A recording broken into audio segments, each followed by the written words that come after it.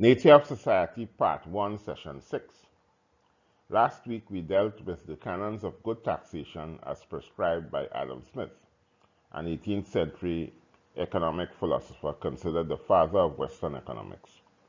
These canons are: 1. Taxation should bear as lightly as possible on production. 2.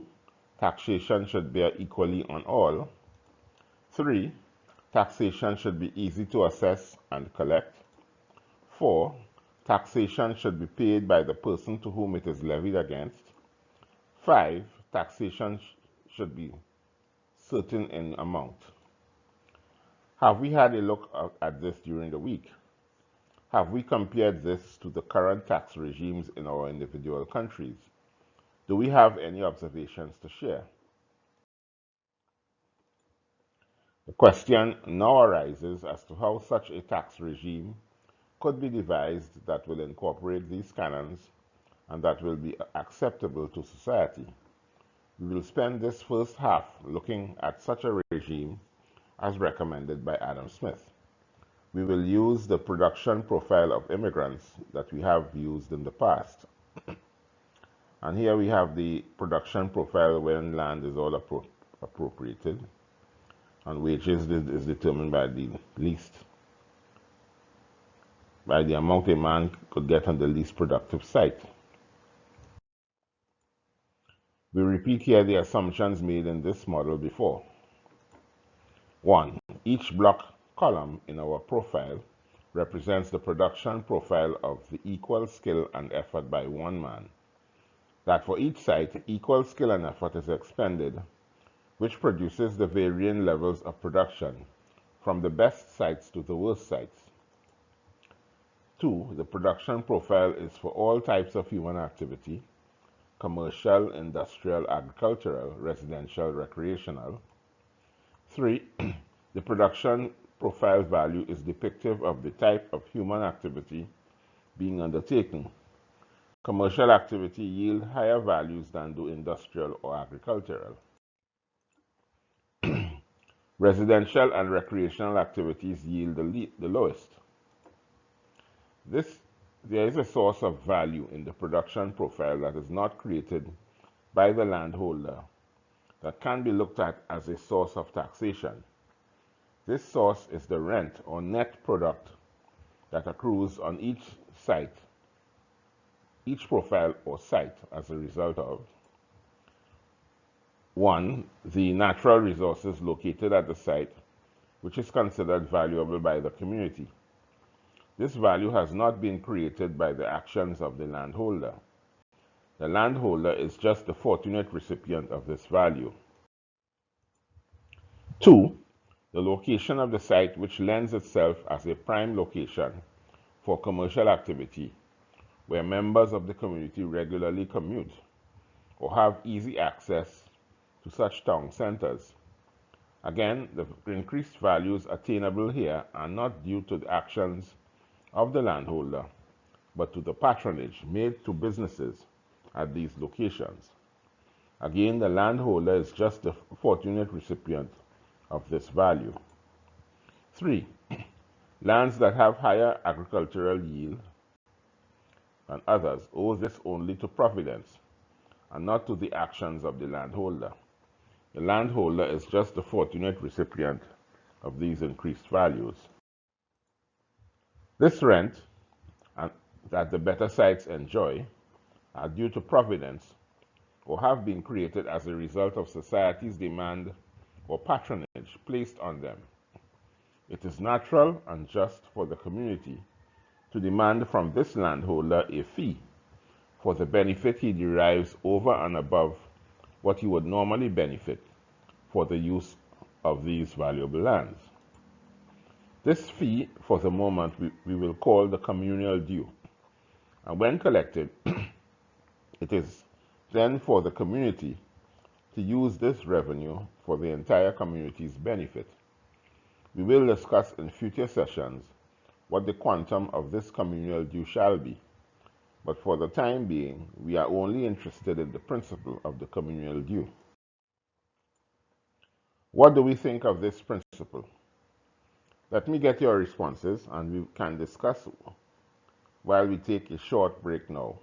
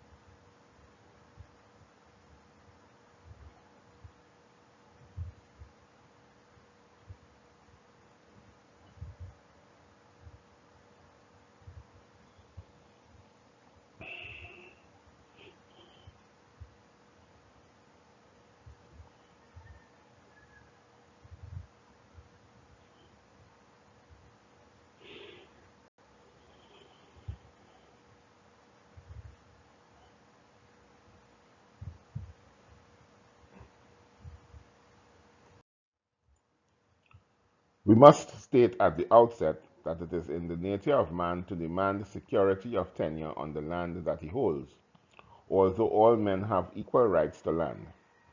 The communal due will replace all other forms of taxation, and its payment will secure tenure. On valuable lands that are vacant or unproductive, the communal due will apply after some period of probation, where the landowner will dispose of it and or bring it into productive enterprise. The beneficial effects of the communal due can be summarized as follows. 1. The communal due would discourage the holding from use of valuable idle land. 2. It would encourage development and redevelopment of lands as and when it becomes available. 3. Land would become available for use at its natural value and not at the monopoly prices prevailing. This would result in significant reduction in the startup costs required for new businesses and other activities engaged in by man. Example, settlement, construction, etc. 4. The communal due would result in a more just and equitable tax regime.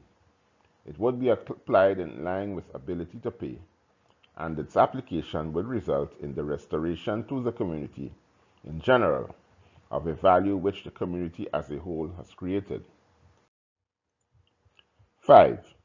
The introduction of the communal due would result in the increase in the establishment of new businesses and employment opportunities. There would be a widening of the tax base and a reduction of those objectionable taxes on labor and capital. 6. The introduction of the communal due in the end would result in the human being less dependent on the state for his material existence than is the case at present. Let me get your comments and or questions on all of this. On the communal due, this is what Henry George, a 19th century economic philosopher, had to say. We would simply take for the community what belongs to the community, the value that attaches to land by growth of the community, leave sacredly to the individual all that belongs to the individual, and treating necessary monopolies as functions of the state, abolish all restrictions and prohibitions, save those required for public health, safety, morals, and convenience. This is taken from The Condition of Labor by Henry George. He says further, the tax upon rent is the most just and equal of all taxes. It falls upon those who receive from society a peculiar and valuable benefit, and upon them in proportion to the benefit they receive. It is the taking by the community for the use of the community of that value which is the creation of the community. It is the application of the common property to common uses.